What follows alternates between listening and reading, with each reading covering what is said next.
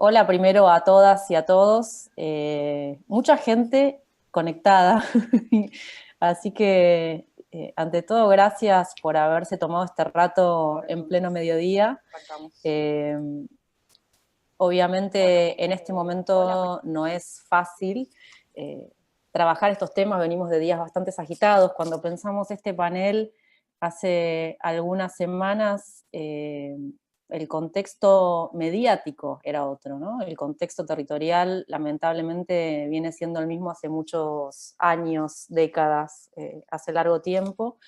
Eh, y pensaba un poco en esa coyuntura que nos toca inevitablemente o que nos organiza hoy y nos da marco a esta charla, que para todos los que trabajamos en temas territoriales, en cuestiones de acceso a la vivienda, de acceso al suelo, y que estamos familiarizados con las problemáticas y con la presencia permanente de los conflictos y de los enormes desafíos que implica acceder a una vivienda en Argentina, no son temas nuevos. Y sin embargo, cuando esto se visibiliza y cuando llega a la opinión pública y cuando estos temas se masifican, se da justamente en situaciones de mucho drama social, en situaciones de mucha violencia, en situaciones donde lo que se pone de manifiesto es como la cara más dura de la dificultad de acceder al suelo. Entonces, creo que la contracara de alguna manera de eso es que estamos en un momento donde la temática ha generado cierta sensibilidad. Así que me parece que termina siendo un momento bastante oportuno. No es común que tampoco estos temas estén tan presentes, a veces en el ámbito académico más masivo, o a veces en el ámbito más masivo de la gestión. Cuesta en general instalar las temáticas ligadas al acceso al hábitat, las temáticas ligadas a las políticas territoriales. Así que bueno, creo que el momento también nos da como, qué sé yo, un cierto margen para una reflexión por ahí más de fondo y más profunda, en un momento en el cual todos estamos bastante atravesados por, por la, por la situación dramática de muchas de las familias que no tienen un lugar digno para vivir. Así que el contexto es bastante atípico, celebro que nos hayamos encontrado acá, y en ese marco también eh, el hecho de que la pandemia haya como reformateado este encuentro y haya tenido la voluntad de pasar de un congreso más tradicional académico, en donde se presentarían ponencias y tendríamos un montón de investigadores trabajando y desarrollando conceptualidades y pensando, teorizando sobre todos estos procesos, se reformateó en un encuentro en el cual había una voluntad explícita de vincular a la academia y a la gestión. Así que eso me parece un hecho que siempre hay que celebrar, poder encontrarnos aquellos que tenemos una trayectoria más ligada a la docencia, a la investigación y al campo conceptual, con aquellos que tenemos vínculo con el diseño y la implementación de políticas públicas. Y me tomé bastante a pecho la invitación en ese sentido, y las tres personas que nos acompañan hoy eh, barren un poco con ese espectro. Por un lado está Mercedes Di Virgilio, que es doctora en sociología, que tiene un currículum académico enorme, con lo cual eso creo que es de acceso público. A mí por ahí lo que me interesaba resaltar en esta presentación es el enorme compromiso de Mercedes con pensar las cuestiones del acceso al hábitat. Viene trabajando, además de, por supuesto, como investigadora de CONICET y como docente de la Universidad de Buenos Aires, sobre todo desde el área de estudios urbanos del Instituto Gino Germani, que ha sido un espacio de muchísimo aporte a pensar en el ámbito de la Ciudad de Buenos Aires, pero también en un ámbito más amplio, qué pasa con la política de vivienda, qué pasa con las condiciones de acceso a la vivienda de la población, y en ese sentido el compromiso de Mercedes es tanto como investigadora como formadora, porque el Instituto Gino Germani también es una fuente de un montón de investigadores que vienen trabajando en esto. Así que ese aporte desde el campo teórico y desde el campo más puramente académico me parecía que no podría estar mejor representado que por Mercedes. En el campo, si quieren, más de la política y de la gestión, invitamos a Ana Servidio. Ana es socióloga, y tiene, además de su filiación profesional, una larga trayectoria militante. Viene de una familia con mucha militancia política y hoy en día ella es concejala en la ciudad de Neuquén. Fue también directora de planificación territorial en la provincia de Neuquén.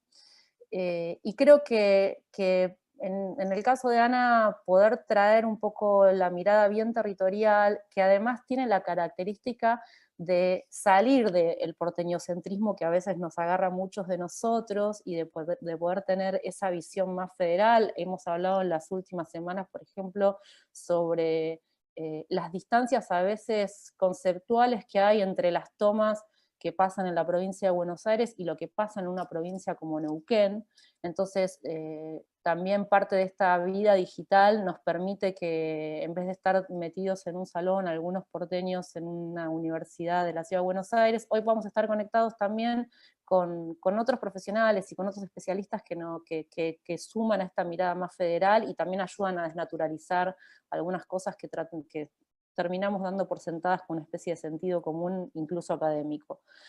Y finalmente, y creo que usé esta palabra cuando charlamos, Olaf Jovanovic, que es como un anfibio en este mundo, porque tiene bastante tradición académica. Él es arquitecto, no es sociólogo, no es politólogo, digo, somos un par de infiltrados acá.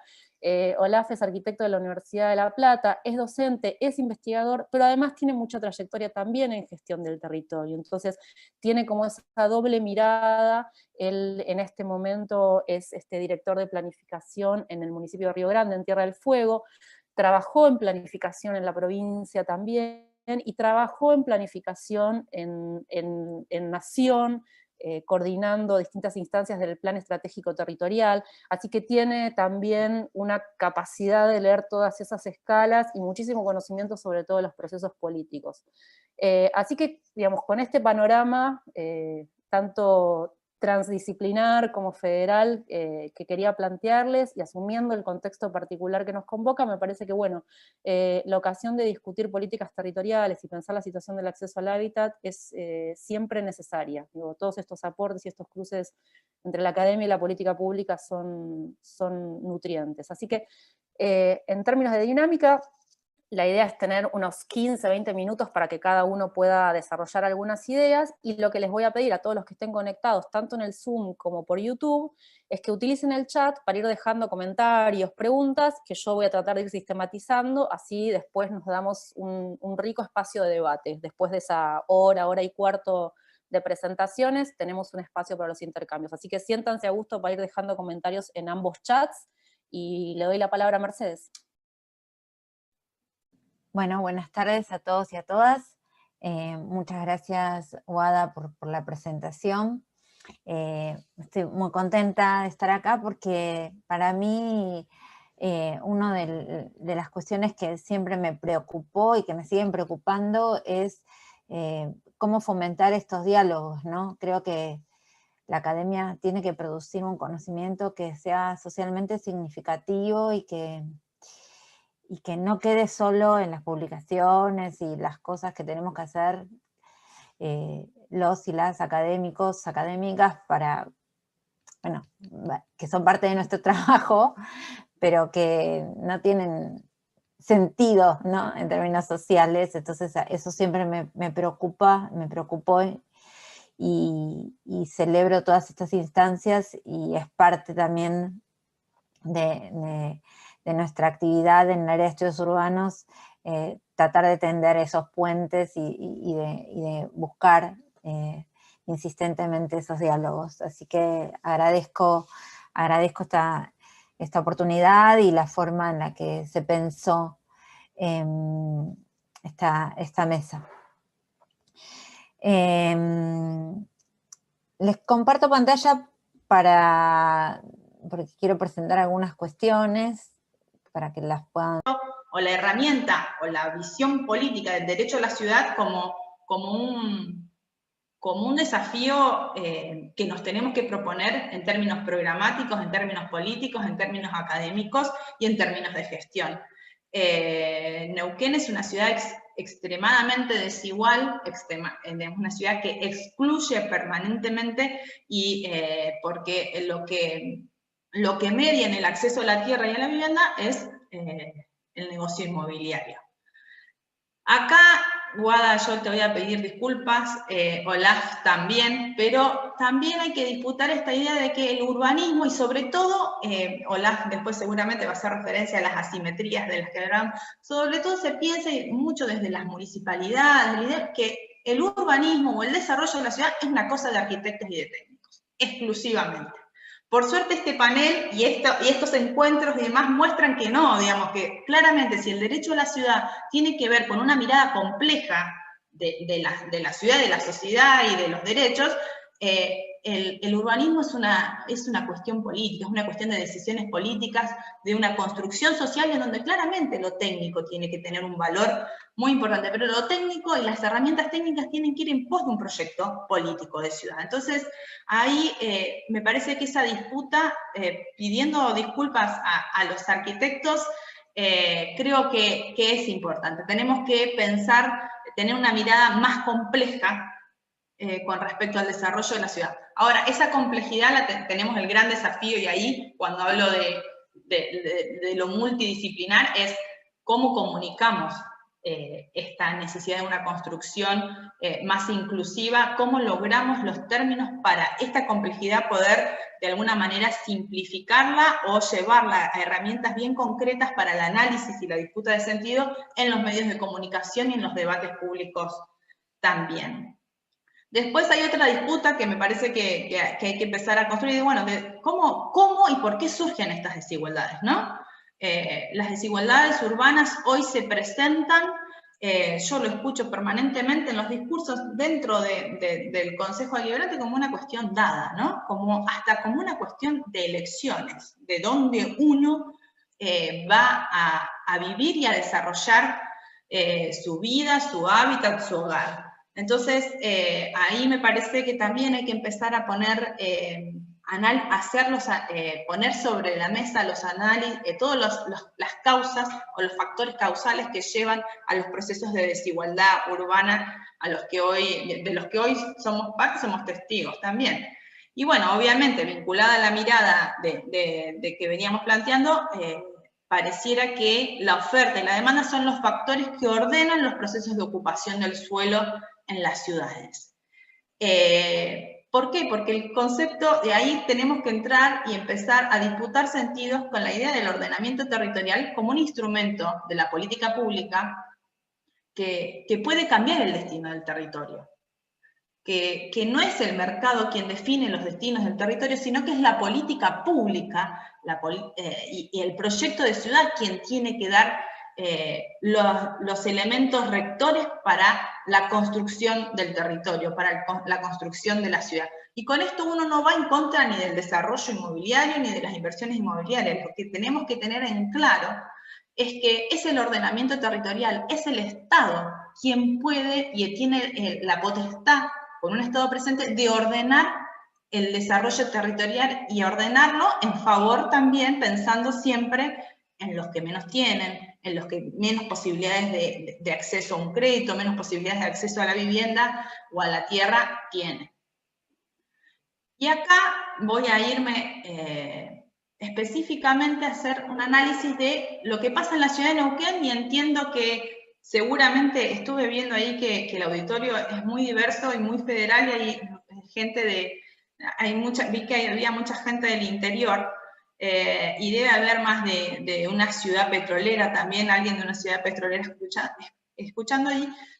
Venimos trabajando hace mucho desde el espacio político en el análisis de qué pasa en nuestra ciudad, y he llegado como a este análisis que seguramente hay que seguir mejorando, afinando, incorporando más información, pero hace a lo que pasa habitualmente en nuestras ciudades con la ausencia del Estado como el factor ordenador del desarrollo de la ciudad y como el garante de derechos en la ciudad.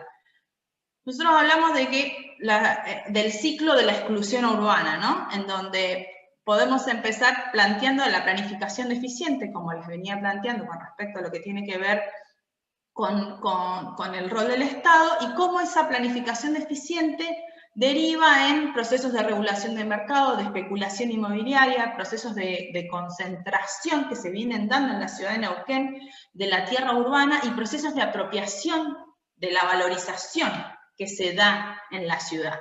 La inversión pública, para darles un ejemplo, ha sido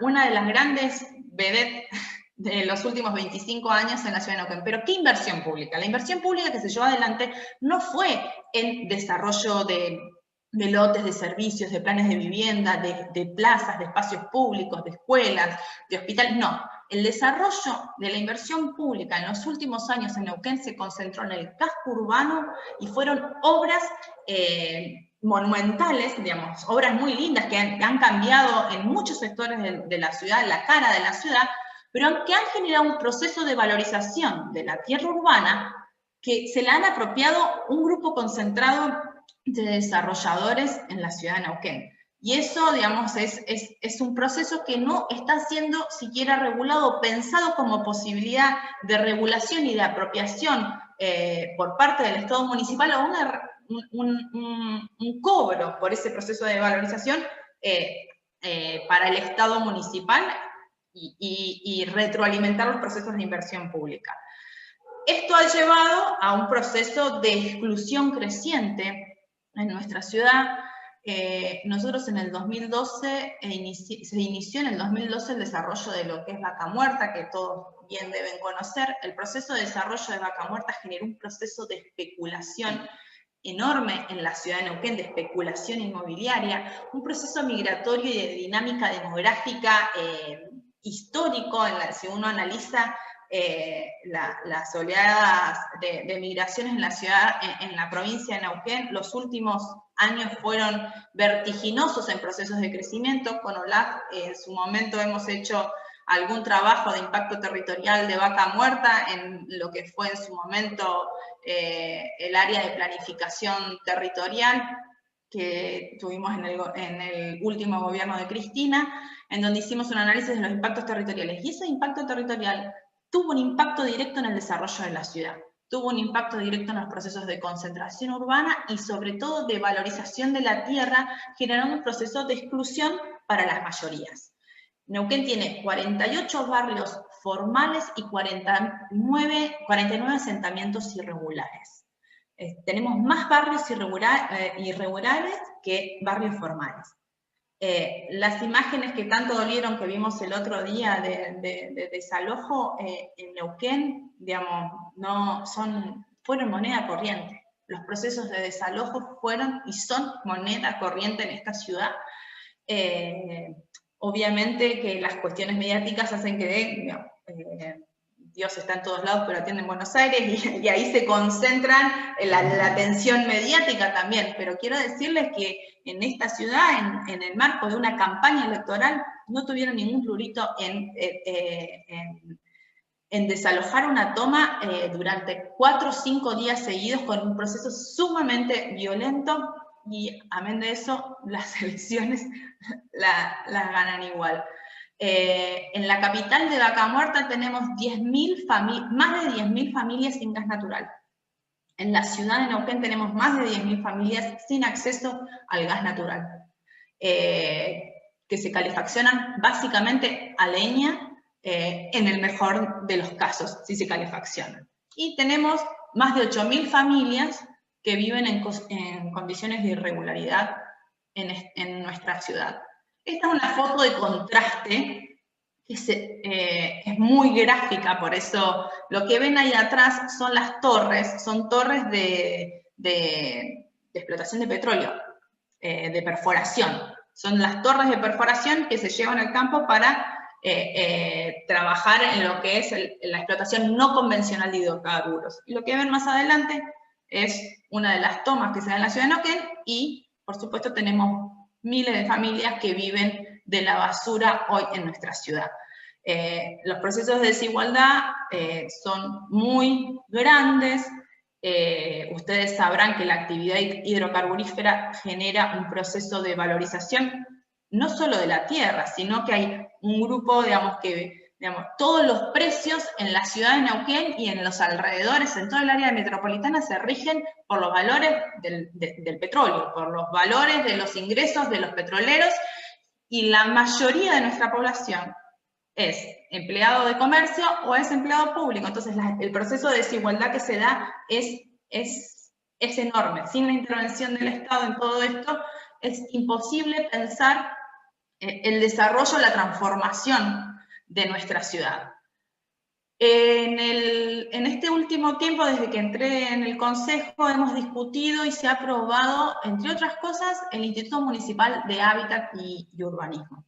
Fue un proyecto presentado por el Ejecutivo Municipal, al cual entendíamos que, por las condiciones obviamente de ser minoría y demás, podíamos generar procesos de aporte, porque realmente creo profundamente en las políticas reguladoras del suelo y de acceso al hábitat.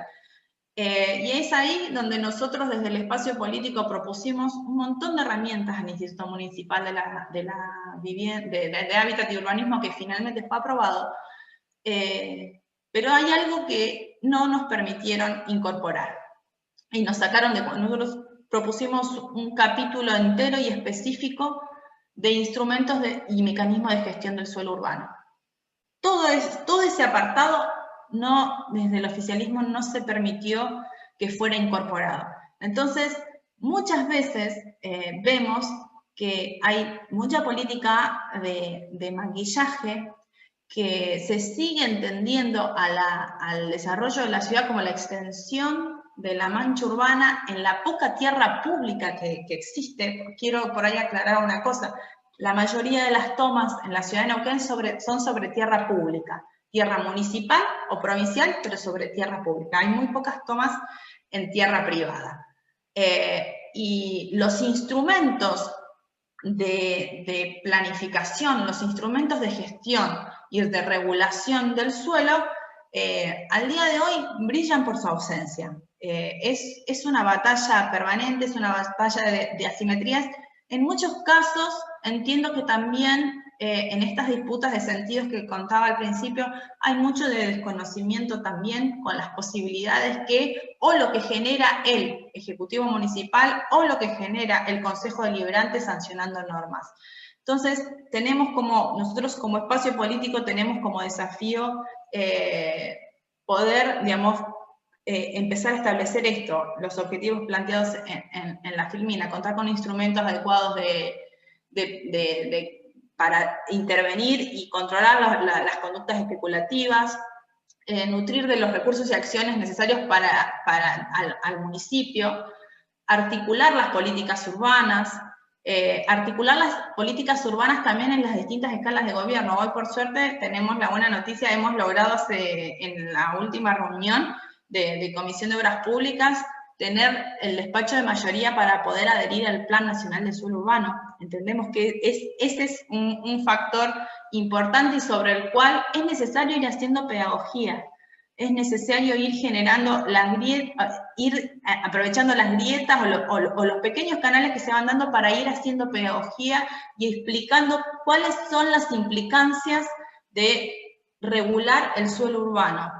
Estos son algunos de los desafíos que nos proponemos y insistimos permanentemente y trabajamos en los distintos mecanismos de gestión del suelo que no voy a ahondar en ellos, no voy a hacer más extensa la exposición, pero sobre los cuales primero hay que trabajar en las disputas de sentidos, segundo hay que trabajar en la importancia que tienen en términos, y más en una situación como la actual, en una situación de pandemia en donde los recursos municipales han bajado de manera considerable. Es importante empezar a aprovechar estas instancias para hacer escuela y para poder trabajar y reflexionar sobre cada uno de los mecanismos que tenemos al alcance de la mano en materia de gestión del suelo. Sabemos que no es difícil, les puedo asegurar que cada vez que hablamos de plusvalía urbana en el marco del Consejo Deliberante con el oficialismo y con ciertos sectores de la oposición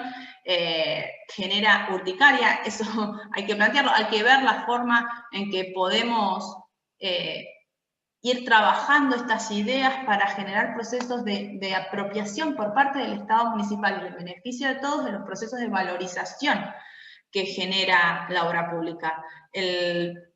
Para poner un ejemplo y ya ir cerrando, el intendente de la ciudad presentó un plan que se llama el Plan Capital. Ese plan es un plan de endeudamiento en el marco de la pandemia para reactivar la obra pública. El presupuesto de la ciudad de Neuquén es de 11.800 millones de pesos. Se propuso un endeudamiento por 5.000 millones. Más del 30% de ese plan capital se lo lleva una avenida. La avenida que le quieren llamar Vaca Muerta. 1.300 millones. Para regularización de asentamientos y trabajo en regularización y servicios en los barrios populares, logramos 400 millones. Entonces, esas disputas, digamos, y nadie está discutiendo dentro del Ejecutivo Municipal, y es algo que venimos peleando dentro del Consejo, el proceso de valorización que, entre otras cosas, va a generar esa avenida Vaca Muerta, quién se la va a apropiar y quiénes van a ser los que vamos a pagar esa obra. Digamos. Me parece que hay grandes desafíos por delante. Insisto con que las ciudades son proyectos políticos que se tienen que basar en una gestión, y es fundamental trabajar de manera mancomunada para fortalecer las capacidades locales en pos de que lograr tener estados más presentes y reguladores en cada una de las ciudades del interior de nuestro país. Así que los dejo, muchísimas gracias por su atención y quedo a disposición. Muchas gracias, Ana. Le pasamos la palabra a Olaf. Buenas, ¿se escucha bien ahí? Perfecto. Bueno, buenos días. La verdad que primero agradecerte, Guada, por la invitación, y es un placer y un orgullo poder compartir con Mercedes, que no tengo el gusto de conocer en vivo, con Ana este panel. Con Ana somos compañeros de trabajo durante muchos años y amigos. A ver, yo hice una presentación, el último siempre viene como el último. Voy a tratar de ser lo más corto posible. Yo quiero arrancar con una frase de Nassim Taleb, este pensador que escribió El Cisne Negro, ese tremendo libro, entre otros, que dice más o menos, en el ámbito erudito no hay diferencia entre la academia y el mundo real, pero en el mundo real sí hay diferencia. Esta frase me parece que explica mucho. Yo me quiero meter justamente sobre este tema, la racionalidad de la construcción de políticas públicas, la forma que tenemos de pensar, gestionar y ejecutar políticas públicas. En ese marco, Carlos Matus, ese extraordinario pensador chileno, decía algo que es medio una obviedad, ¿no? Decía, nosotros vivimos en un mundo complejo e incierto, pero se compone de partes y aspectos y sistemas que son simples. Ahora bien, advierte que gobernar un territorio, construir políticas públicas, se materializa sobre la unidad indivisible de sistemas complejos.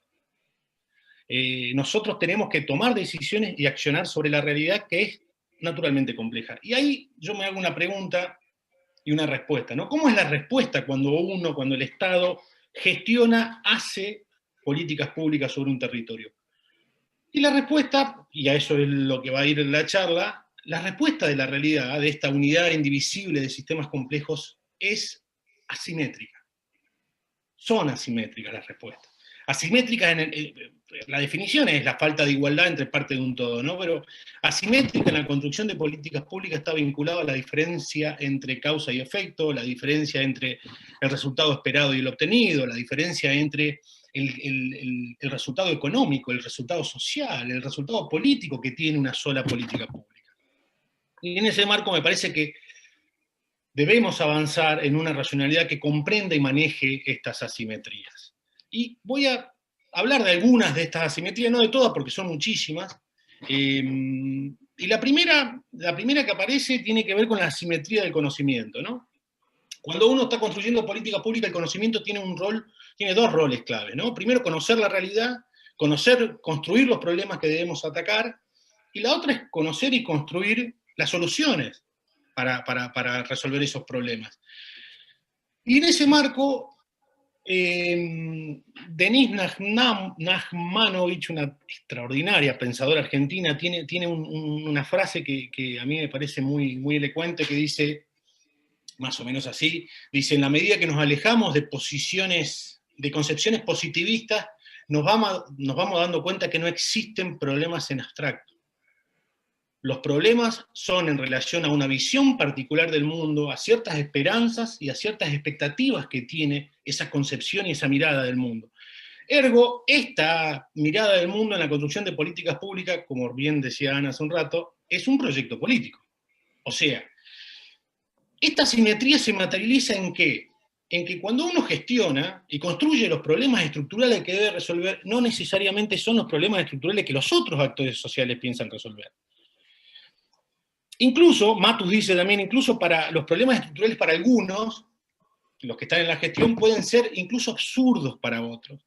Entonces, nos quedamos en la primera esta simetría materializada, y tenemos el primer problema. ¿Qué sucede cuando... A ver, no es que sucede cuando, sino que hay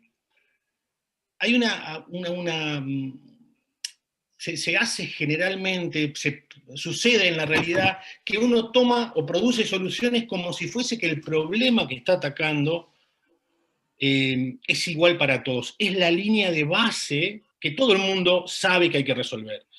Y eso hace creer, para el que gestiona así políticas públicas, que las soluciones están bien definidas, que son valorables por todo el mundo, que son evaluables absolutamente por todos. Y eso no sucede, y nos deja parado en un lugar muy complejo, porque muchas veces cuando estamos decidiendo, firmando algo para hacer en la construcción de políticas públicas, nos confundimos el mapa con el territorio. Creemos que desde la idea del escritorio las cosas suceden porque calzan en esta linealidad impoluta que es necesaria y que aprendemos muchas veces en la facultad. No sucede eso en la realidad. Y ese es un problema. Y ahí nos metemos en otra simetría que tiene que ver con esta diferencia entre lo que podemos conocer, la certidumbre y las incertidumbres en las cuestiones. Matus dice, no puede haber certidumbre, no podemos saber si el futuro, la posibilidad de futuro depende de la eficacia de la acción presente. ¿Qué quiere decir esto? Si nosotros, el futuro que tenemos mañana, tiene que ver con lo que hacemos nosotros hoy y con esa eficiencia y esa eficacia, no solo nosotros parados como constructores de políticas públicas, sino los otros actores, nos deja parados en un lugar que es muy sencillo. Nadie es dueño absoluto de la eficacia de sus acciones. Siempre en la construcción de políticas públicas dependemos de otro actor. Porque además, los resultados de políticas públicas, lo que te devuelve la gestión, no es un resultado binario, no es un partido de tenis o de básquet que es ganar o perder. Es siempre parcial. Siempre desata, como dice Matus, como verán, me gusta mucho Matus, resolver un problema siempre desata otro problema. Piensen en la primera parte del procrear. Tremenda política que resolvió muchísimas situaciones habitacionales y apuntó a un mercado que históricamente no estaba bien determinado, que tenía que ver con la clase media. Para mí una de las políticas, esto es personal, ¿no? De las mejores, de las más transformadoras que hubo. Ahora, disparó otro problema, ¿no? El tema de la especulación del precio del valor del suelo. Entonces siempre tenemos una respuesta, o sea, tenemos que salirnos de la linealidad de blanco o negro, de bueno o malo. Las políticas públicas no necesariamente son buenas o malas. Y ahí nos metemos en otra simetría que tiene que ver con esta simetría de los resultados. Cualquiera que construya una política pública tiene una serie de resultados, una devolución de eso, que es la solución, es la construcción, por ejemplo, del capital político, es el resultado en términos económicos, en términos sociales. Cada una de las políticas públicas tiene una diversidad de resultados que se suman. Estos son asimétricos. No todo lo que te da capital político te da una solución económica o social o una mejora. Piensen en esto, ¿no? La resolución de un barrio de emergencia, de una villa, de un asentamiento, tiene un impacto en el cortísimo plazo que construye capital político. Por otro lado, tenemos la aplicación de un plan de desarrollo urbano. Tiene un mediano y un largo plazo muy fuerte. Cuando uno constituye, o sea, debemos asumir la responsabilidad de que cuando construimos políticas públicas, debemos calcular cuáles son los resultados que nos buscamos, porque no todo te da miedo los resultados. La misma política pública se divide y empieza a tener unos juegos asimétricos, y no siempre se puede hacer lo ideal. Y en ese marco, Matus también decía, ¿no? Decía, yo resuelvo una cosa y se genera otro problema, ¿no? Digo, gobernar es un intercambio de problemas. No existe mejor gobierno que la selección de sus problemas. Digo, ahí estamos, en ese cálculo que precede y preside la acción. Eso es lo que tenemos que lograr con la realidad. Esto nos deja en otra simetría, que para mí es la más compleja de manejar, es la simetría de los tiempos y de las velocidades en la construcción de políticas públicas. Los tiempos de la necesidad, los tiempos de la política, los tiempos del pensar, del ejecutar, del gestionar la solución de los problemas, no son iguales. La necesidad va a 900 kilómetros por hora en un Boeing 747, y abajo vienen los otros tiempos. La política tiene un tiempo determinado, digo, estamos en un país que cada 2 años tenemos elecciones, la planificación tiene otro tiempo, la gestión tiene otro tiempo, y acá sucede algo que es estructural de entender, que es intrínseco a la gestión, a cualquier gestión de gobierno. La necesidad presiona sobre el corto plazo. Automáticamente la necesidad presiona sobre el corto plazo porque necesita resolverse. Ahora, esa presión construye capital político. La resolución del corto plazo construye capital político. ¿Y qué sucede con ese capital político? En este sistema de presiones, ese capital político presiona sobre el mediano y largo plazo, sobre el hacer a mediano y largo plazo. Este juego de presiones es lo que estructura en un país como el nuestro, y en muchos países, lo que estructura el accionar de gobierno. Ahora, ¿qué sucede con eso? Ahí tenemos que reconocer o tenemos que entender, a mi forma de ver el mundo, hay que aprender a pensar en una lógica diferente de la que estamos construyendo, porque estamos obligados a salirnos del libreto, del flujograma, del plan perfecto, del plan impoluto que arranca con una situación hoy que es A, para mañana lograr B, y para pasado mañana llegar al modelo de desarrollo. ¿Por qué? Porque este juego de presiones hace que la acción de hoy posiblemente no sea la ideal para mañana o para pasado. Y eso no implica que no las tengamos que hacer, porque vuelvo a lo mismo, la necesidad tiene tiempos que la planificación no cumple. Sobre todo si la planificación desconoce el hacer cotidiano con las características que tiene, cuáles son imperfectas, contradictorias, irreales. Reales, tan reales como los tiempos de la administración. Si uno entiende cómo funciona la cosa pública y cómo son los tiempos de la administración, nos tenemos que dar cuenta que estamos ante el enorme desafío de achicar la simetría entre la necesidad y la administración y la gestión de la obra. ¿Por qué? Porque son tan dispares que en el medio pasa de todo, porque las necesidades no esperan. Y en ese marco de cosas, entramos en otra reflexión, en otra cuestión que para mí es muy acertado, que es la dialógica de Morín. Edgar Morín dice, hay una dialógica, va en contra del tercer principio de la lógica aristotélica y toda una movida filosófica, que el tercer principio dice una cosa puede ser o no ser, lo que no puede ser es que ser y no ser al mismo tiempo. Bueno, muchachos, Edgar Morín parece que construía políticas públicas, y yo creo que tenemos que asumir que hay políticas que son buenas y malas al mismo tiempo, en el mismo lugar y en el mismo espacio. ¿Qué quiero decir con esto, no? Y quiero que se entienda. Digo, lo impoluto de pensar que necesariamente el hoy tiene que ser lo mejor y lo absoluto para que mañana sea mejor, no sucede en la realidad.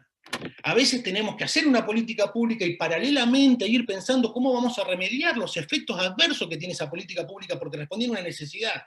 Y porque pensar en un objetivo de desarrollo de manera clara no implica que no tengamos que resolver la necesidad. No implica eso. Y entonces nos quedamos, asumimos la contradicción de entender que hay respuestas que son buenas y malas al mismo tiempo. Lo mismo que la presión de este sistema de presiones con el hacer para mañana. Políticas que mañana darán frutos tremendos, no se pueden realizar. Y en ese marco de cosas, y estamos pensando en el futuro, y salimos de la discusión de ustedes están haciendo solamente para el ya, va por otro lado, porque cuando querés hacer para el mañana, también tenés problemas.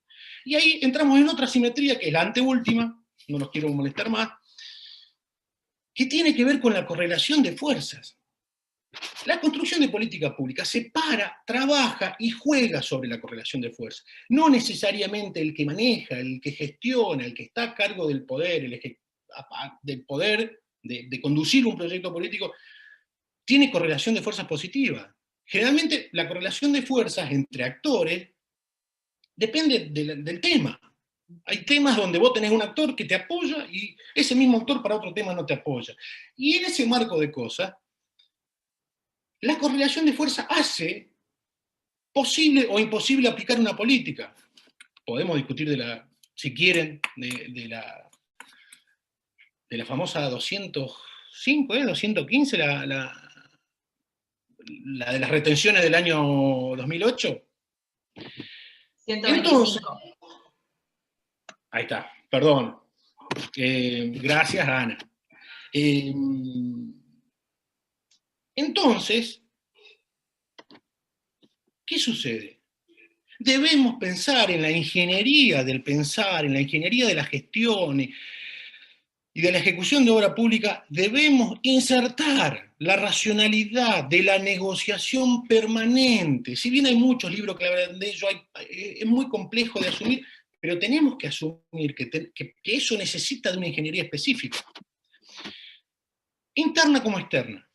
Porque cualquiera que estuvo en un gabinete municipal, nacional, provincial, del barrio, entiende, lo primero que entiende primero es que no es homogéneo. Y como el presupuesto es una suma cero, digo, lo que vos sacás, el otro hace menos, hay una condición de discusión, de correlación de fuerzas sobre ideas de desarrollo sectoriales y complejas y totales que hay que discutir, hay que negociar, y hay que planificar y ser eficiente a la hora de discutir con un compañero cuál es lo mejor y cuál es lo prioritario. Y en ese marco de la correlación, digo, piensen en esto que también decía Ana. Un ejemplo muy claro es la comunicación. Los formadores de opinión pública en Argentina es un país que está polarizado. Si nosotros construimos problemas y soluciones desde la gestión de gobierno, desentendiendo que el 80% de los medios de comunicación lo tienen un grupo que tienen intereses propios, y esto no es un juicio de valor, tiene intereses propios y tiene todo su derecho, si nosotros creemos que la conformación de la opinión pública es lo que plantean los medios que están polarizados, y vamos a encontrarnos con dos problemas. Sobrevaloramos los problemas, subvaloramos los problemas, sobrevaloramos la solución, subvaloramos la solución. Tenemos que tener la racionalidad de entender el juego de actores. Y por fin, y la última, que es de las más importantes, es una falsa simetría. Hay una falsa simetría entre la técnica y la política. Ana dijo todo lo que yo iba a decir 20 minutos antes, pero lo refresco. Cuando uno entra a un municipio, a un ministerio nacional, a un gabinete provincial, lo que sea, vos automáticamente cuando pasás la puerta de entrada te ponen un rótulo acá y te dicen, vos sos técnico, vos sos político. Pasa absolutamente en todos los lugares. Ahora, no sé si se dieron cuenta, para mí la realidad se transforma fundamentalmente desde la política, no desde otro lugar. Y en ese marco hay que entender que sí, la política y la técnica tienen lógicas diferentes, formas de hacer diferentes. Claramente funcionan de forma. Ahora, de ahí a creer que es una lógica dual, que cada una de estas lógicas tienen acciones individuales separadas sobre la realidad, es una falacia. Es una falacia que nos deja en un lugar muy jodido, ¿por qué? Porque los beneficios, los resultados de la construcción política traducida en obra pública o en políticas públicas es una suma cero. Si nosotros pensamos que la técnica acciona sobre la realidad y la política acciona sobre la realidad, cuando la técnica gane, esto va a tener un resultado positivo, bueno, pónganle el adjetivo que quieran, va a descontar de la política. Va a decir, ¿viste? La técnica es superior, nosotros pensamos en el futuro, somos coherentes, y la política no. Y al revés con la política. Una vez que llega la gestión política y se avanza en una resolución, van a decir, se descuenta de esto. Y este antagonismo es mentiroso, ¿por qué? Porque las dos funcionan sobre la misma realidad en las mismas acciones. Y hay una forma muy sencilla para mí, o yo la encontré, y me sirve y creo en esto, para verificar que es una falsa falacia. Primero, la política, la lógica de hacer política tiene una técnica precisa, que se estudia, no es la de los libros teóricos de la planificación con un flujograma y un diagrama de Gantt. Ahora, la negociación política, por eso hay grandes operadores políticos, articuladores en el buen sentido de la palabra, en todos los partidos. Porque hay una técnica por detrás, y además en la negociación, en la articulación con otros actores, se basa en lo que la técnica le dice, más o menos. Pero negocia con la técnica que dice. No hay ninguna persona que negocie 400.000 millones de dólares cuando tiene un presupuesto de 20. Hay una técnica detrás. Y por otro lado, que bien lo dijo Ana, la forma de verificar la técnica, lo que estoy haciendo, únicamente es en un proyecto político. Si yo tengo un objeto político de incluir a los que están excluidos en términos del problema de la vivienda en la Argentina, no voy a verificar si mi Instituto Provincial de Vivienda hizo 500 casas, sino a quién le llegaron las 500 casas. No existe esta asimetría, digo, la técnica y la política van de la mano. Entonces, cerrando conclusiones de esta charla rápida, demasiado larga a mi modo de ver el mundo, ¿qué es lo que creo? Creo que debemos avanzar en pensar en una racionalidad asimétrica. Tenemos que pelearnos un poco con los flujogramas y con la idea impoluta, absoluta, de que la acción presente de hoy va a llegar si yo hago absolutamente todo bien, positivistamente todo bien, al modelo de desarrollo. Por otro lado, interesante, nadie maneja y comprende todas las asimetrías de la misma manera.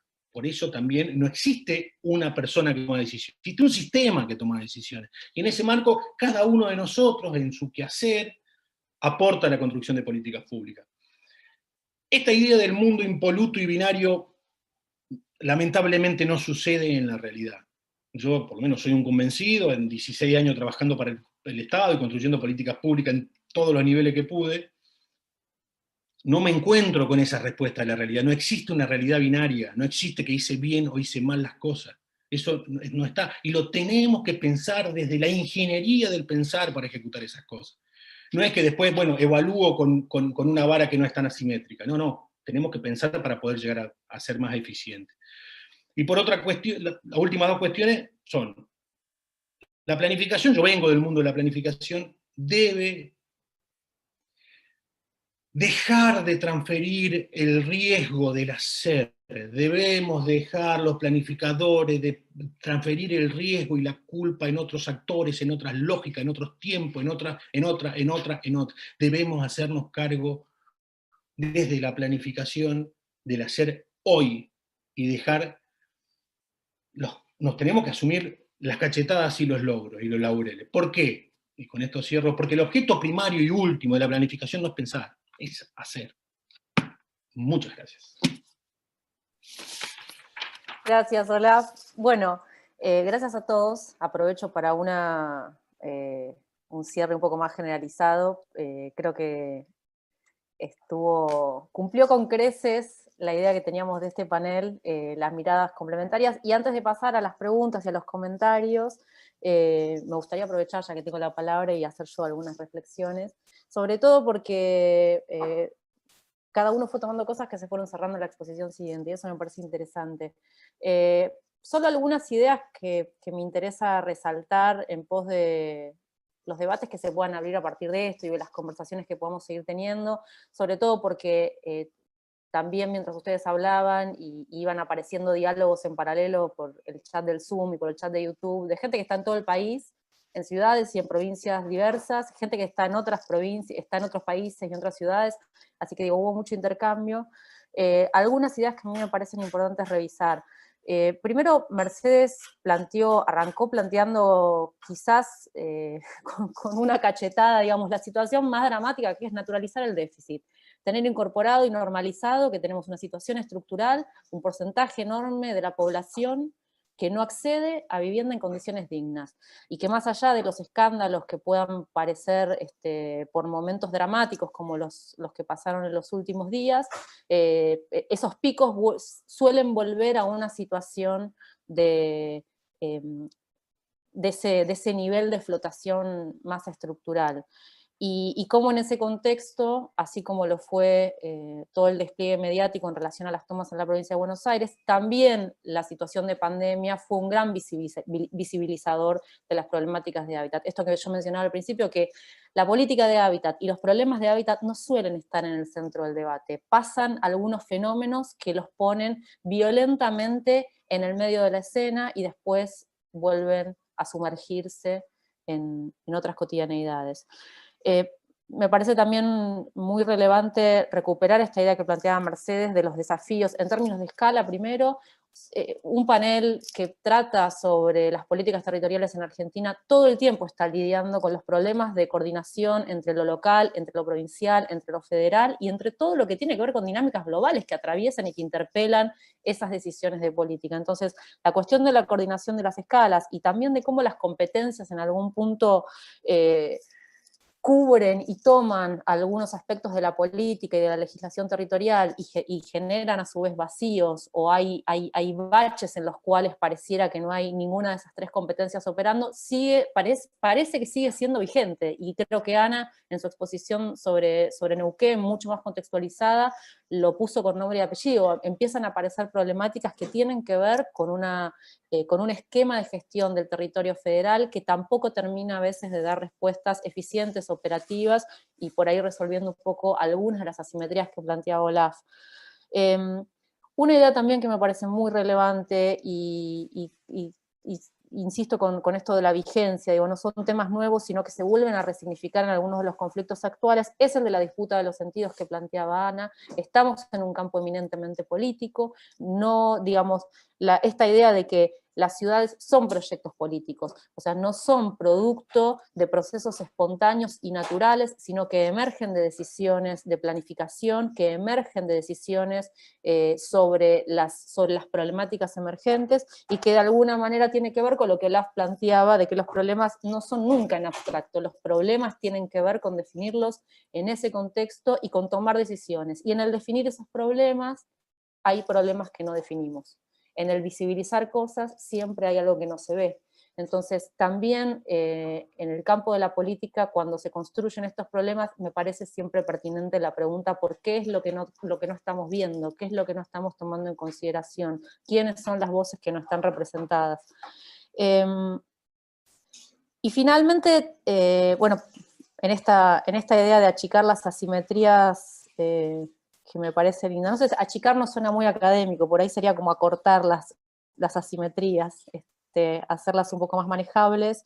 Creo que un poco el espíritu de este encuentro fue trabajar sobre lo que Olaf planteaba como la falsa simetría entre la técnica y la política, y ahora muchas de las preguntas y de los comentarios que les voy a transmitir han rodeado esa tensión que suele haber entre el campo más teórico, más conceptual, más intelectual, y el campo de la gestión, que parece que siempre te lleva por delante, digamos, siempre estamos como corriendo atrás de los problemas y atrás de las emergencias, y no quedan lugar para pensar estas transformaciones de largo plazo, que en definitiva son las que están en la base de los síntomas que estamos corriendo atrás, ¿no? Digamos, estamos corriendo atrás de esos síntomas porque en definitiva hay problemas estructurales que nunca pareciera que estamos en condiciones de poder resolver.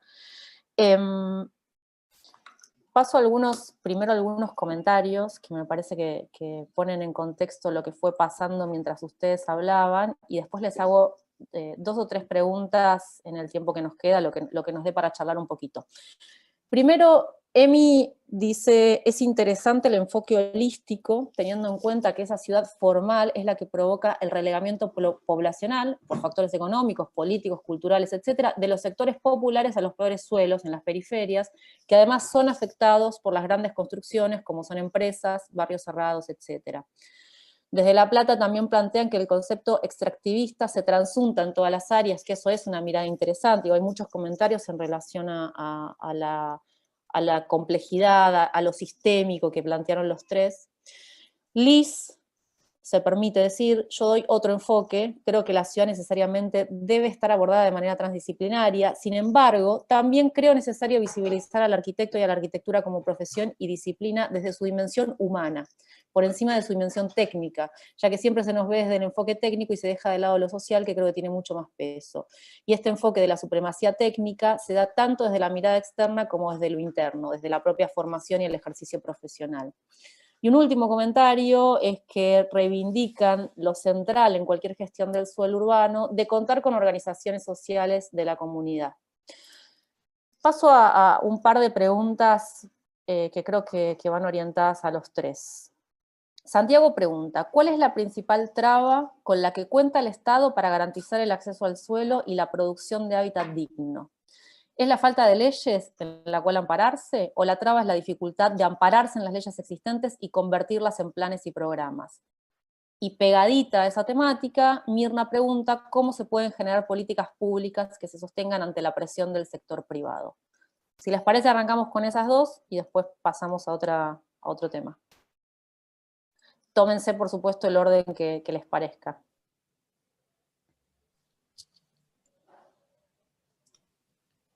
Si quieren, empiezo y seguimos así. Con respecto a cuáles son las dificultades, yo creo que hay como muchas dificultades. Creo que Olaf y Ana expusieron muchas de las dificultades que se presentan. Creo que hay algo que no contribuye y es la organización sectorial del Estado, ¿no? Donde, digamos, cada cartera tiene una agenda y muchas veces esas agendas se superponen, pero no se articulan entre sí, ¿no? Esa es una cuestión. A eso hay que agregarle la complejidad de la gestión en un país cuya organización es federal, donde hay una multiplicidad de actores tomando decisiones, no es solo el Estado nacional, ¿no? Yo ahí disiento un poquito con la perspectiva que planteó Olaf. Yo creo que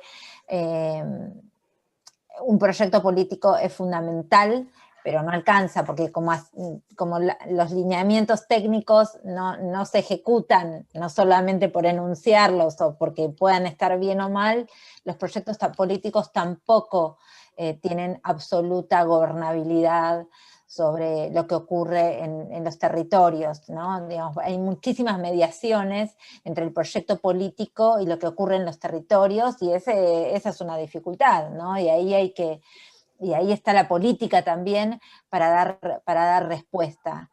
Después creo que muchas veces pensamos a la política desde una mirada un poco reduccionista, pensamos que solo hacen política los políticos, y yo creo que los técnicos también hacen política, ¿no? Hay pequeñas microdecisiones que toman los técnicos en los territorios, ¿no? Durante los procesos de gestión, que hacen a la política pública y muchas veces la terminan definiendo. Entonces, a mí la dicotomía entre política y técnica me resulta complicada, porque sería pensar que los políticos no tienen una formación técnica cuando sí la tienen. De hecho, Olaf y Ana la tienen, ¿no?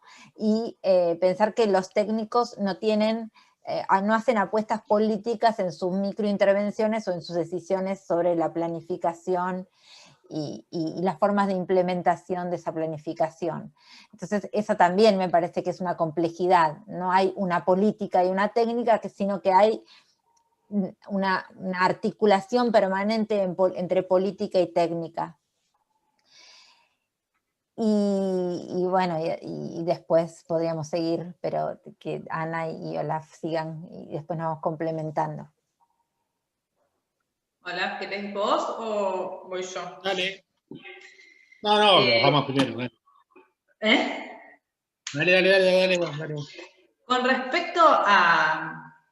Yo creo que es una falsa dicotomía entre la política y la técnica, digamos, son parte de exactamente lo mismo. Creo que no hay ahí... Son parte de la misma gestión, digamos. No existe tal dicotomía.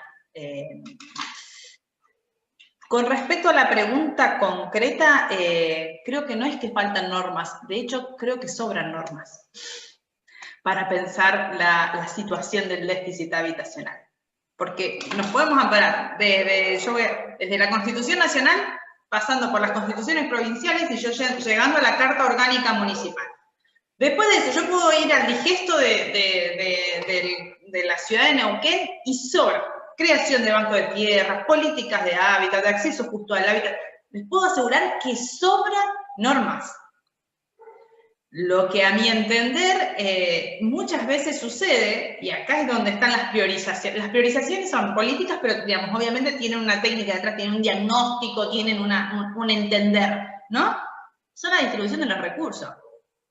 Tenemos X cantidad de recursos y qué prioridades les damos a esos recursos. Eso es lo que, a mi entender, muchas veces es lo que genera los procesos de déficit habitacional. No poner la cuestión habitacional arriba de la mesa y darle una prioridad en términos presupuestarios.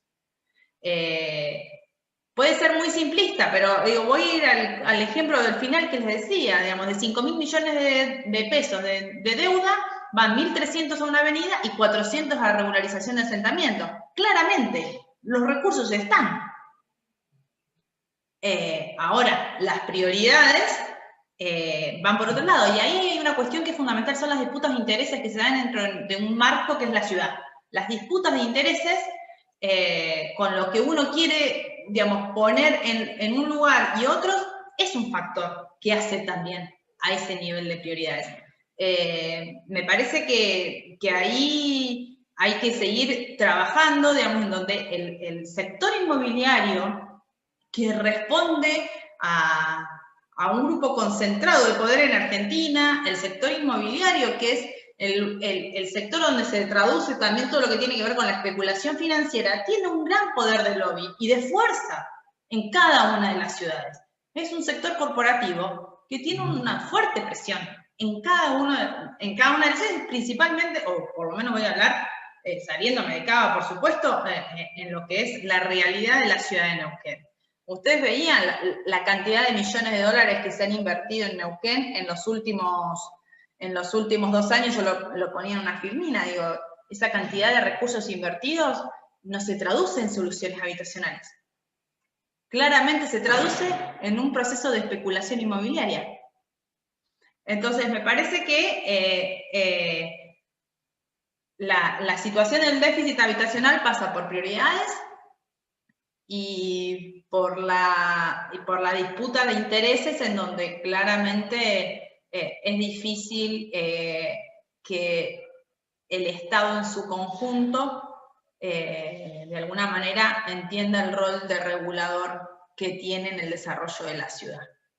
Porque con esto digo, no es que nos vamos a oponer, porque siempre nos corren por derecha, siempre en el Consejo nos corren por ese lado, ¿no? Bueno, pero es la construcción la que genera mano de obra, la que genera hoy en este contexto la economía local, los corralones, ¿no? Nos entran por ese lado como diciendo, y la realidad es que nadie va en contra de que se construya. Digamos, lo que estamos pidiendo, o lo que se está, sobre lo cual hay que trabajar, son los procesos de gestión que se dan del suelo.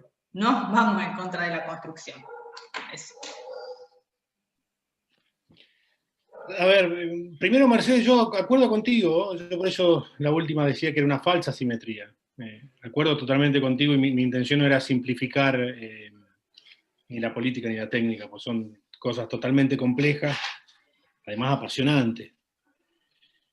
Y por otro lado, yo acuerdo con Ana, ¿no? Digo, pero también me parece que está bueno entender que la construcción de políticas de suelo tienen una suerte también de proceso cultural. ¿no? Digo, uno ve lo que sucedía con el ambiente y hace 20, 25, perdón, no digo, hace 20 o 25 años no te hacía falta para hacer, no sé, una represa, no te hacía falta un estudio de impacto ambiental, y hoy no podés cambiar una canilla de una obra sin un estudio de impacto ambiental, más allá de la valoración de si está o no está bien valorado. Me parece que la planificación y la gestión de políticas de suelo y de política de agua también van por ese proceso, digo. Sin ir más lejos, entre Procrear, del primer Procrear, lo que se está planteando con el Plan Nacional de Política, el Plan Nacional de Suelo Urbano, con una mesa intersectorial, digo, me parece que son lugares que invitan a decir que se está moviendo, que hay en esta asimetría y esta correlación de fuerzas se están uniendo, ¿no?, algunos para poder avanzar. Pero claramente también, como dice Ana, digo, nosotros somos un país que no estamos muy acostumbrados a instrumentos de gestión del suelo urbano.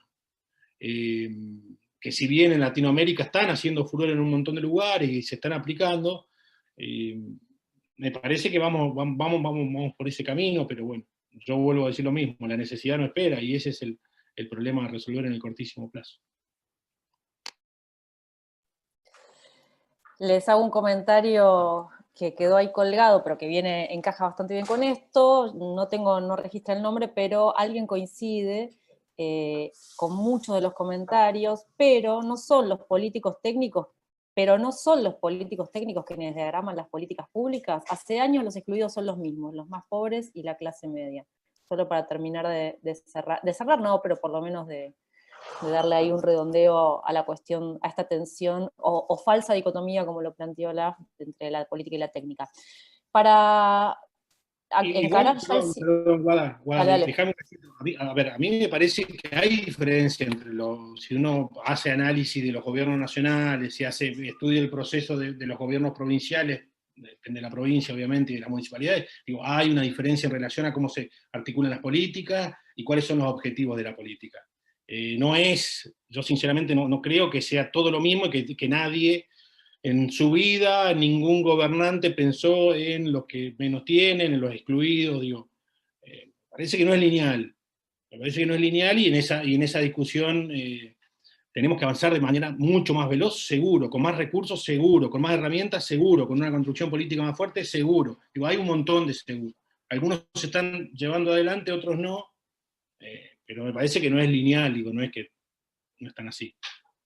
No, y de hecho entiendo que el comentario y esa pregunta final apuntaba a una dimensión de clase que hoy, por ejemplo, se pone en juego en el armado de la Secretaría de Integración Sociurbana de la Nación, a cargo de, digamos, con una secretaria que viene de la militancia villera, con muchos equipos técnicos que vienen de las organizaciones de base, y experiencias también que han pasado, de hecho, en la provincia de Buenos Aires, o sea que entiendo que venía orientada como por un componente que no siempre se da, y en todo caso tampoco plantea relaciones unívocas entre quienes, en términos de extracción de clase, el que diseña o gestiona o implementa la política, y cuán efectiva o realista o coherente es esa política, ¿no? Creo que no son respuestas nunca unívocas. Planteo una última. Ay, sí, perdón, dale. No, que tampoco es tan sencillo, digamos, pensar que la solución, ¿no?, va a salir solo o va a venir solo de las intervenciones que se hagan en materia de hábitat, ¿no?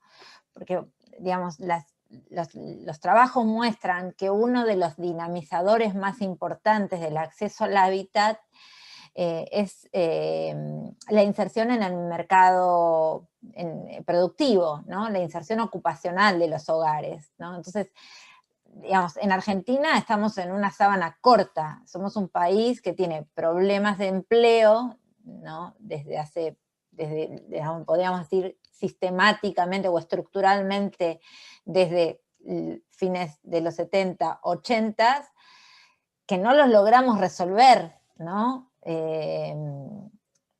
sistémicamente, ¿no?, donde hay una enorme, digamos, casi 40%, 35% de la población que vive en situaciones de empleo informal, y que eso también genera imposibilidades de acceder a otras cuestiones, ¿no?, de acceder a un crédito, bueno, ni que hablar los problemas que tiene nuestra economía, ¿no? El tema de inflación, eso también impacta en el mercado de los créditos inmobiliarios, ¿no? Entonces, realmente es una situación, es un escenario muy complejo, ¿no? Y el que hay que considerar para explicar por qué las soluciones no llegaron históricamente a los sectores de menores ingresos. La realidad es que hoy por hoy parece ser que este sector es el que menos ha sido impactado, ¿no? Por las reformas, por los avances, digamos, es el sector que menos respuesta dio, ¿no? Y eso, bueno, en algunos trabajos comparados que se están haciendo, se muestra, ¿no? Cómo en algunos sectores, educación, salud, bueno, se pudieron dar algunos saltos más cualitativos, pero en el sector vivienda no.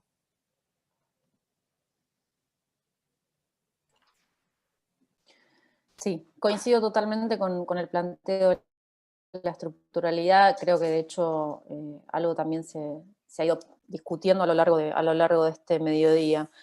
Hago un esfuerzo, hago un empujoncito para meter una última pregunta que me parece interesante antes de que cerremos, porque en los últimos meses, por supuesto creo que bastante acicateado por la situación del aislamiento y todo lo que produjo a nivel social la pandemia, empezaron a aparecer nuevamente muchas iniciativas de desconcentración urbana, de vuelta, de cierto retorno al ámbito rural productivo, de volver a entender la necesidad de otros modelos de ocupación del territorio, tanto con las propuestas del MTE y de Juan Grabois en relación a las colonias agrícolas, algunas instancias que se han promovido desde el peronismo, la presentación del proyecto la semana pasada de la Unión de Trabajadores de la Tierra para mejorar el acceso al hábitat en los periurbanos. Así que me parece que en ese contexto la pregunta esta está buena para darnos unos momentos breves de algunas reflexiones de ustedes. Plantean la situación en términos de una cuestión contradictoria. Las ciudades actuales, en general, se ordenan en centro, countries y periferias. En las periferias suelen producirse alimentos primarios que pueden aportar una disminución de costos en la alimentación, principalmente por cercanía. Al mismo tiempo, el Estado cuenta con el aumento de exportaciones de commodities que usaría una mayor cantidad de hectáreas en expansión. ¿Cómo se imaginan la planificación complementaria de lo rural y lo urbano y su relación entre ambiente y habitantes incluidos? Da para un tratado, pero les pido alguna reflexión en relación a esto en algunos minutitos breves para cerrar. Mercedes, todo tuyo. Ya empecé las otras 2 veces. Si quieren, arranco, les puedo dar... dale, Olaf, dale, vaya.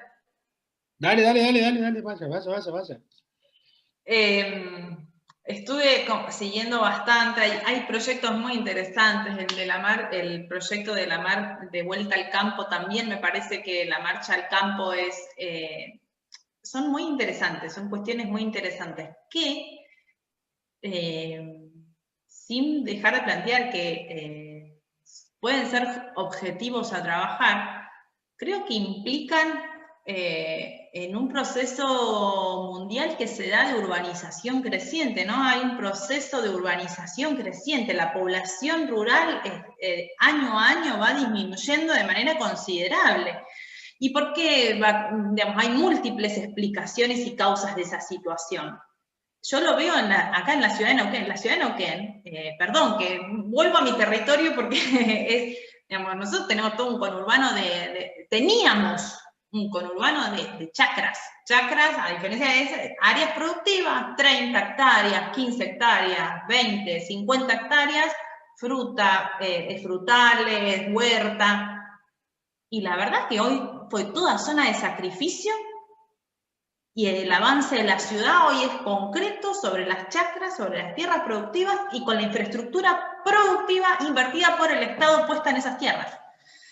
Esa es una tensión que me parece que es dable de discutir, digo, sin entrar y no quiero que se me malinterprete, en una mirada romántica del campo y de me parece que hay que trabajar en políticas de análisis de las unidades productivas, agroecológicas en los periurbanos, mismo dentro de las ciudades, en las ciudades donde es factible pensarlo, pero todo esto requiere también de una mirada cultural y de los procesos de arraigo de trabajo en la tierra, digamos.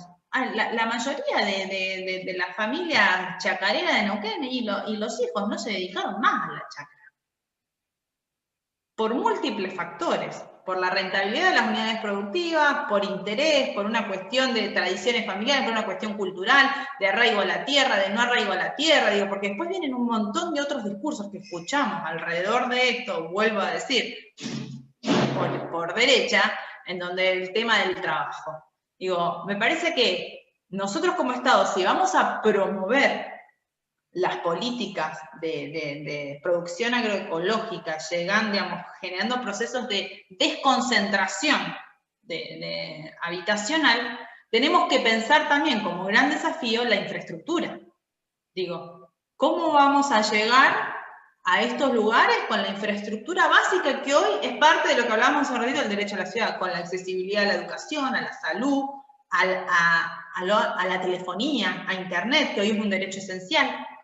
Digamos, me parece que pensar la política de proyectos agroecológicos sin pensar la cuestión de la infraestructura necesaria para generar ese contexto, no se puede pensar solo desde la mirada solo productiva, digamos, se tiene que pensar desde la mirada social, cultural y de infraestructura y de obra pública. Yo si me dejás, Mercedes, plantearía dos cosas. Primero, digo, el derecho a la ciudad no es solamente acceder a lo que la ciudad te brinda como ciudad. Alguna vez escribí, alguna noche de insomnio, que el derecho a la ciudad es el derecho de producir los procesos que producen urbanidad. Es un verbo. Es el derecho de producir los procesos que producen urbanidad. En la medida que la periferia no intervenga, no en el resultado de los procesos urbanos, que no intervenga cada uno de los actores en su propio proceso de producir su tipo de urbanidad, y esto no es ni muy exagerado ni muy abstracto, en la justa medida estoy hablando, pero en la medida que no pueda producir procesos que producen urbanidad, y la ciudad siempre va a tener incluido y excluido, siempre va a tener. Porque si la determinación lo van a poner 4 supermercados que le compran a los productores del cinturón fruto hortícola de La Plata, determinada producción, y el mercado inmobiliario, que tiene otro proceso que produce urbanidad, va por otro lado, va empujando, y los quinteros no pueden aplicar, o como decías, lo de fruta fina, como lo estudiamos cuando laburamos con Ana en Vaca Muerta, no pueden sostener la especulación inmobiliaria, y la verdad que no están produciendo urbanidad. Están recibiendo lo que 4 o 5 grupos de intereses están produciendo. Suena utópico, pero me parece que va por ese lado. El derecho a la ciudad, para mí, es un verbo que está asociado a ese tipo de cosas. ¿Cómo me lo imagino? Con una tremenda batalla política, con una tremenda batalla de intereses, como decía Ana, con una tremenda clarificación de sentido. Digo, Matus decía, las acciones, no solo hay acciones de causalidad, sino que todos los hombres tienen acciones de sentido. Digo, la causalidad, digo, ¿por qué hago una cosa? ¿Qué es lo que hago y por qué lo hago? El sentido de las cosas. Esa es la discusión donde tenemos que discutir. Esa es la discusión, salirnos de la discusión del resultado y empezar a discutir los procesos que llevaron adelante los resultados que hoy tenemos. ¿No? Porque si no, no discutimos causas, discutimos estadísticas que sirven, entre otras cosas, para criminalizar la pobreza. Me parece que va por ese lado la discusión, y nada, digo, pero buena pregunta, pero como decís vos, tenemos que escribir como 454.000 páginas. No tengo mucho más que agregar a lo que plantearon Ana y Olaf. Sí, resalto lo que señala Ana. Hay una tendencia mundial a la urbanización y a preferir las locaciones urbanas, ¿no? Bueno, en general es por las externalidades positivas que produce la vida en la ciudad, ¿no? también porque hay unos cambios enormes en los patrones de producción, y entonces eso provoca, ¿no? Todo lo que tiene que ver con los cambios en el mundo del trabajo, en las formas de producción, ya sea de la industria manufacturera o de los agronegocios, digamos, tienen impacto también en las formas de habitar, ¿no? Pero sí creo que tenemos que pensar mucho más en un sistema de ciudades, ¿no? Argentina tiene un problema de las áreas metropolitanas macrocefálicas, ¿no? Empezando por el área metropolitana de Buenos Aires.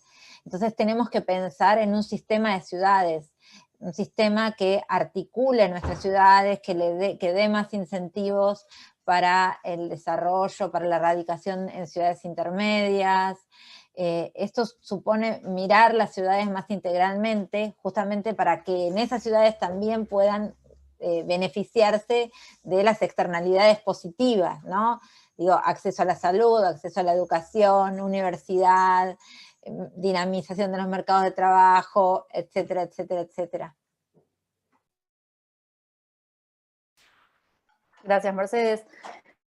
Bueno, nuevamente, muchísimas gracias a los tres, a Ana, Mercedes, Olaf, por la dedicación, por generar inquietud también, por movilizar. Creo que siempre la idea de estos encuentros es poder pensar un poco más lateralmente, disruptivamente, y como lo mencionaba Mercedes al principio de su exposición, también tiene que ver con un insumo necesario para la política, ¿no? Digo, la de pensar alternativas, la de salir de lo naturalizado, lo estructurado, así que creo que habernos encontrado con ustedes tres acá ha sido un lindo motor para irse con preguntas y con inquietudes, así que espero que nos encontremos pronto en algún otro ámbito de estos, y que bueno, que todos los que participaron también puedan seguir sus discusiones y sus debates en cada uno de sus ámbitos. Les recordamos que la presentación está grabada, así que va a quedar en YouTube para que la puedan ver después o la compartan, y vamos a tratar de coordinar con los organizadores para compartir las presentaciones. Hay mucha gente que las estaba pidiendo, que les interesaban los datos, así que vamos a tratar de ver si hay manera de poder compartir las presentaciones.